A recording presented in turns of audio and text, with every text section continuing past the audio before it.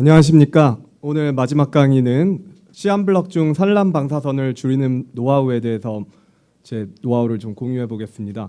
제가 닥터 차페라는 그 방사선 차폐막 사업을 시작하고 지금까지 한 300개 정도 전국에 넣었는데, 많은 원장님들이랑 제가 직접 소통하면서 느낀 점이, 생각보다 다들 치료에 전념하셔서 그런지 막상 방사선에 대해서는 많이 모르고 계신다는 생각이 많이 들었습니다. 그래서 그때 커뮤니케이션을 하면서 알게 된 내용들과 가려운 부분을 정리해가지고 오늘 좀 준비해 왔습니다. 자, 노출을 줄이는 방법의 가장 중요한 거는 공포심을 가져야 됩니다. 이 공포심이 없으면은 노출을 이미 줄이려는 동기가 안 되기 때문에 가장 핵심이라고 보는데, 어떤 질병이 생기는지 한번 보겠습니다. 이 방사선 노출에 대한 원칙은 알랄라 법칙이라고, 합리적으로 달성 가능한 한 가장 낮게 셀수록 좋다고 알려져 있습니다. 이 방사선이 우리 몸에 이제 끼치는 해악은 얼리 이펙트와 레이트 이펙트로 나뉘는데, 얼리 이펙트는 간략하게 보면 올해 삼성전자 기흥 공장에서 방사선 이 작업 중에 실수로 이게 노출이 돼서 손이 며칠 만에 저렇게 된 사진입니다. 이런 게 얼리 이펙트고, 이 뉴스에는 이제 자극적으로 절단 위기라고 되어 있는데 대부분 플랩 수술하면 좋아집니다. 레이트 이펙트는 얼마 전에 이제 이 뉴스에 대서특필됐었는데, 시암 하시던 정형외과 의사 선생님이 손가락 괴사 됐다는 내용입니다. 2014년 대한 정형외과 학회지에 이렇게 방사선 유발 피부 괴사로 플랩을 받고 회복된 사례가 처음으로 우리나라에 이제 보고된 이후로, 2016년 대한 영상의학회지에서도 이렇게 영상의학과 전문의 손에 기저 편평세포암이 생겨서 역시나 플랩 수술로 제거했던 그런 복원했던 케이스가 나왔습니다. 이 이후로는 이제 사람들 관심이 없어서 그런지, 아마 보고가 안 돼서 그렇지, 실제로 많은 분들이 이제 오래 시암을 해온 원장님들이 수술을 받고 있지 않나라는 생각이 듭니다. 요거는 되게 신기한 논문인데, 미국 심장병 학회지에 소개된 논문입니다. 이 인터벤셔니스트들의 뇌종양을 조사해 보니까 85%가 왼쪽에서 발생했다고 합니다. 우리 시암 시술자들은 이제 나중에 오른쪽 뇌에 발생하겠죠.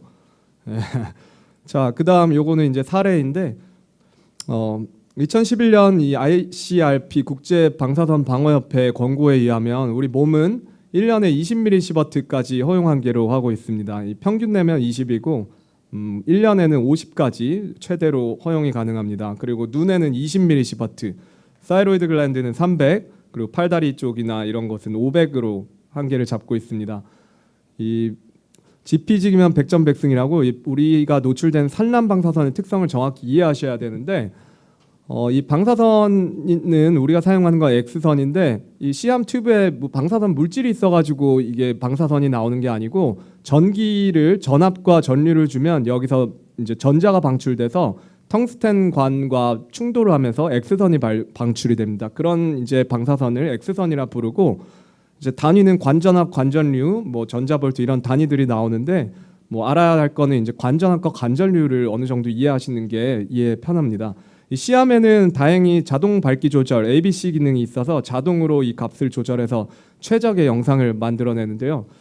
이게 이제 처음에 이제 쏘면 환자와 부딪히면서 2차 산란선이 발생하는데, 그 산란선의 양은 이 근처, 가까운 근처에는 한 100분의 1 정도, 100분의 1에서 1000분의 1 정도에 해당하는 아주 감쇄된 양이 이제 우리가 쐬게 됩니다.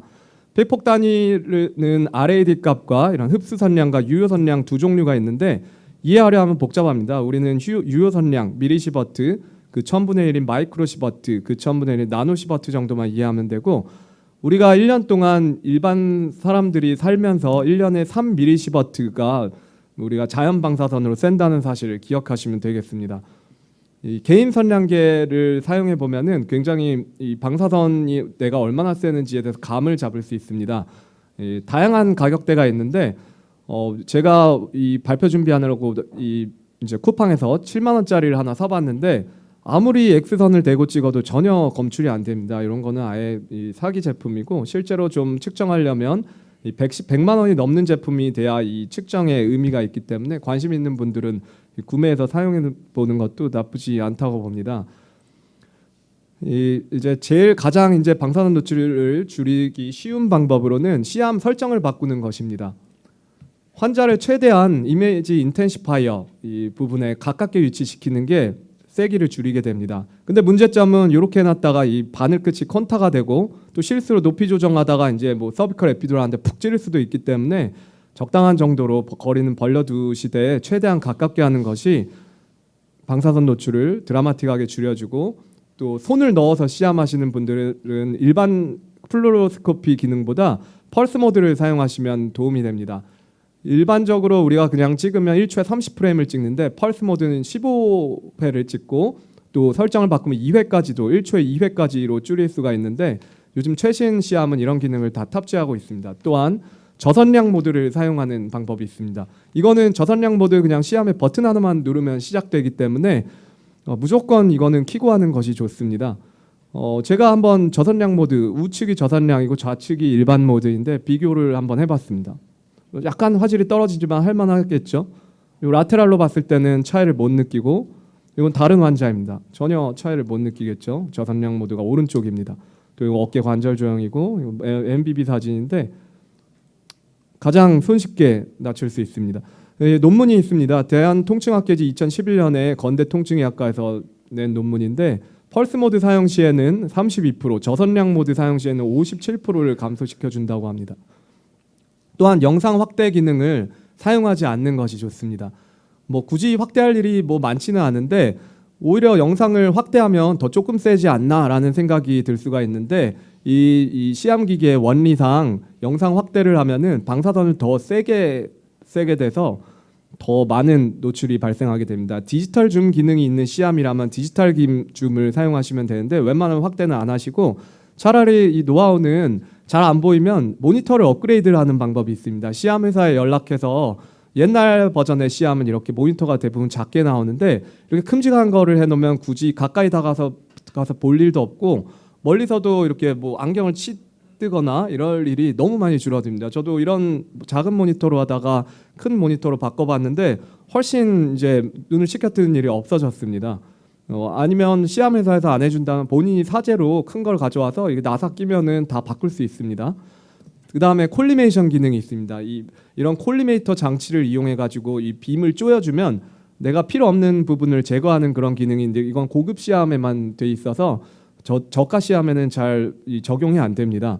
그리고 특히 이 흉부 부위에는 폐와 대조도 차이가 많이 나기 때문에 이 콜리메이션 기능을 하면 드라마틱하게 낮춰줄 수 있습니다. 이건 2013년 대한통증학회지에 실린 논문인데 비교를 해봤더니 MBB 3레벨을 했을 때 다음과 같이 한 케이스당 방사선이 절반 이하로 줄어들게 됩니다. 뭐 이런 식으로 이제 이만큼을 줄였더니 방사선 양이 산란 방사선 우리가 쓰는 산란 방사선이 절반 줄었다고 합니다.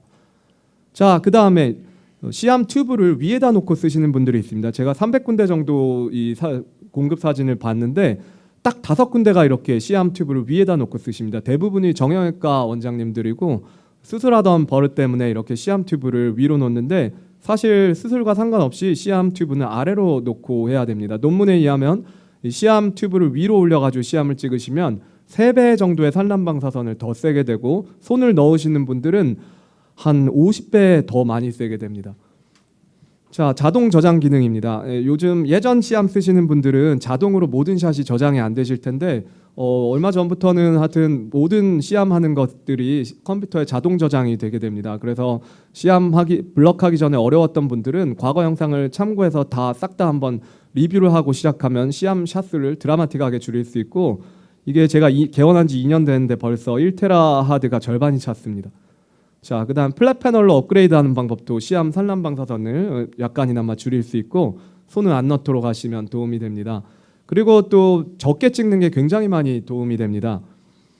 적게 찍는 방법으로는 이런 시암 레이저 에이머를 사용하면 되고 요즘 신형 제품은 이 디지털 시암, 플랫 패널 시암은 이 레이저가 달려서 나오는데 옛날 거는 달려서 나오지 않아서 사제로 이렇게 달아가지고 쓰는 방법이 있습니다. 레이저가 나오면은 아무래도 이 첫샷, 뻑샷이 나오는 것을 훨씬 줄일 수 있고요. 또 인디케이터를 사용하시면 훨씬 샷이 줍니다. 대부분 이렇게 젓가락 가지고 사용하는 분들이 많았고 또 클립을 사용하는 분들도 있는데 클립은 스텐이 아니라서 소독기를 몇 번 돌리면 녹이 쓸게 되고 이런 제가 만든 제품인데 저는 이런 제품을 쓰고 있습니다. 다음과 같이 이제 이런 세부치를 넣게 되면 시암이 더 진하게 찍기 때문에 산란 방사선의 양이 증가합니다. 그러니까 혹시라도 뭐 인디케이터를 사용하더라도 얇은 철사 같은 걸 사용하시길 추천드리고, 다음과 같이 또 이렇게 세밀하게 이 자리에 들어갈 때는 이런 집게 같은 것보다 인디케이터가 훨씬 찌르기 도움이 됩니다. 제가 MBB한 장면을 하나 소개해 보겠습니다. 몇 장을 찍고 하냐면 이렇게 한 개를 놓고 그다음 찌릅니다. 두 개 이렇게 찌르고 세 개도 찌를 수 있습니다. 두 장이죠. 그다음 샷 인디케이터 놓고 그다음 찌릅니다. 두 개를 했는데 세 개까지 할 수 있고 네 장, 그다음에 AP 찍고 저장하면 5장으로 저장 3장 샷을 남기고 다 할 수 있습니다. 제가 오늘 이거 만들어 갖고 오느라고 대충 한 걸 올렸는데 평소에는 좀 더 정확하게 합니다. 자, 그다음에 이제 제일 중요한 건 멀리 있으셔야 됩니다. 당연히 2배 멀리 가면 4배 약해지고 요 또 건대 마취통증의학과에서 2014년에 실린 논문입니다. A 위치에 방사선 기사가 A 위치와 M 위치, P 위치에 있을 때를 비교해 봤는데 방사선사가 이렇게 A 위치에서 M 위치로 한 걸음 뒤로 가면 노출이 53% 줄고 두 걸음 뒤로 가면은 80%가 줄어든다고 합니다. 방사선사들이 이 방사선 많이 쐬는 거냐고 굉장히 걱정 많이 하는데 실제로 아무리 많이 찍어도 시한복을 입는다는 전제하에서는 전혀 걱정할 수치는 아닙니다. 주 5일 근무로 하루에 20개씩 시험을 돌렸을 때 M 위치에 서 있다고 하면 방사선사는 6.7mSv가 노출이 되게 됩니다. 아까 20이 수정체가 20이라고 했죠. 그래도 나방경은 좀 방사선사들도 끼는 것이 오래 한다고 했을 때는 훨씬 나아 보이고요. 피하기 좋은 위치를 설명드리면은 다음과 같이 시암 튜브를 아래로 놨을 때는 아래 쪽에 많이 쐬게 되고 또 라테랄 돌렸을 때 우리 쪽으로 튜브가 가기 때문에 딱 붙어가지고 코달 블럭이나 이런 시술하시는 분들은 절대 여기 붙어가지고 하시면 안 됩니다. 찍을 때는 조금 더 멀리 피하셔야 됩니다. 자, 낭설입니다. 이런 질문 하시는 분들 굉장히 많습니다. 방사선 어차피 반사되니까 벽 치고 들어와서 뒤통수로 다 날라오기 때문에 모든 노력이 무의미하다. 이런 얘기 하시는 분들 의대 교수님들도 계십니다. 정형외과 교수님들 중에. 실제로는 그렇지 않고 우리 빛은 난반사를 해서 이렇게 실내가 밝지만 방사선은 투과를 하기 때문에 절대 뒤에서 오지는 않습니다. 거의 영해 수렴하고 정면으로 오는 것만 막으면 됩니다. 이제 방사선 노출을 줄이는 방법, 방호용품을 사용하는 건데 방호용품의 수치는 납당량이라는 수치를 사용하게 됩니다. 이 밀리미터 PB라는 리드 이퀴발런트라는 이 수치를 쓰는데 7cm의 두께의 콘크리트는 1mm PB의 납당량을 가집니다. 자, 납가운입니다. 납가운은 안에 납이 들어있는 게 아니고 고무납이라는 성분을 사용해서 이걸 옷으로 만들어서 입는데 장점은 유연해서 이렇게 의복으로 제작하기 쉽지만 단점은 잘 찢어집니다. 그래서 오래 쓰면 크랙이 생기고 대부분 통증 클리닉에서는 산란 방사선이 약하기 때문에 이렇게 0.25짜리, 2.2kg짜리를 쓰는데 이거 입고 하루 종일 블럭하면은 대부분 근골격계에 부담이 많이 생기고 그런 것들이 단점입니다. 제가 실험을 해봤습니다.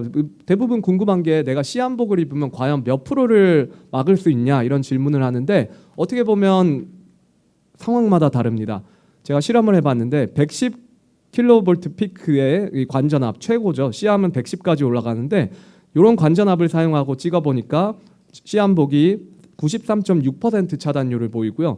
조금 낮죠. 이거 뚱뚱한 사람입니다. 조금 이제 얇은 사람들은 100일 때는 97.5 그리고 뭐 관절, 무릎 같은 거 할 때 나오는 56kV 피크를 사용했을 때는 99.5% 차단이 됩니다. 그러므로 뭐 정말 방사선이 걱정되신다면 뚱뚱한 사람 할 때는 시한복을 두 종류를 갖다 놓고 2배 굵기짜리를 사용하시면은 훨씬 많이 차단이 될 수 있겠습니다. 그다음에 사이로드 쉴드는 조금 더 두꺼운 거를 흔하게 사용하고요. 요 TLD를 사용한 이제 분당서울대 통증의학과에서 실험한 이제 논문입니다. CEB를 서비컬 에피두랄 한 케이스 했을 때 교수와 펠로우의 노출량을 비교한 논문인데 다음과 같습니다. 한 케이스당 7.4 또는 5.0 마이크로 시버트를 세게 되고 이 도출은 당연하게 숙련자는 적게 찍으니까 노출량이 적고 시한복을 입었을 때 비교를 해보니 펠로우에서는 70%를 막아주고 교수에서는 81%를 줄여준다고 합니다.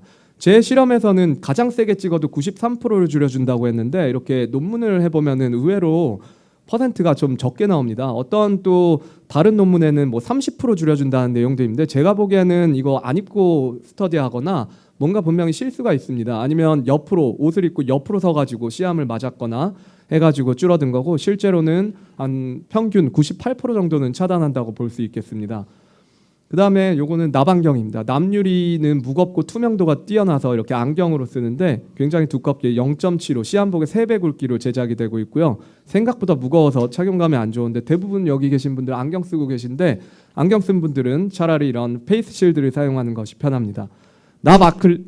죄송합니다. 납아크릴을 사용하는데 납유리에 비해서 훨씬 가벼운데 기스가 잘 나고 대신에 이게 두께에 비해서 납당량이 적습니다. 비교해 보면 납안경에 비해서 7분의 1의 납당량을 가지는데 이걸 가지고 쓰면 이 아이패드 프로 하나를 이마에 쓰고 있는 것처럼 돼서 제가 막상 써봤는데 계속 흘러내리고 굉장히 입김이 닿고 답답합니다. 잘 사용을 안 하게 되는 경우가 많은 것 같습니다. 또 납장갑을 끼고 손을 넣는 분들은 경각심을 가지셔야 됩니다. 이 차단 효과가 굉장히 미비하고 두께는 납복의 10분의 1 두께이며 건대 이제 통증의학과에서 실험을 해봤는데 노출량이 겨우 26% 감소되게 됩니다. 그러니까 한마디로 이거를 껴봐야 26% 감소되는데 이거 끼고 손을 넣으면은 방사선이 더 세지기 때문에 쌤쌤이기 때문에 차라리 안 끼고 하는 게 낫다고 볼 수도 있겠습니다. 다음은 이제 납 커튼입니다. 납 커튼은 하체만 보호되는데 납복은 어차피 무릎 이하로 보호가 안 되기 때문에 납복 입고 하시는 분들은 납 커튼을 사용하면 굉장히 도움이 됩니다.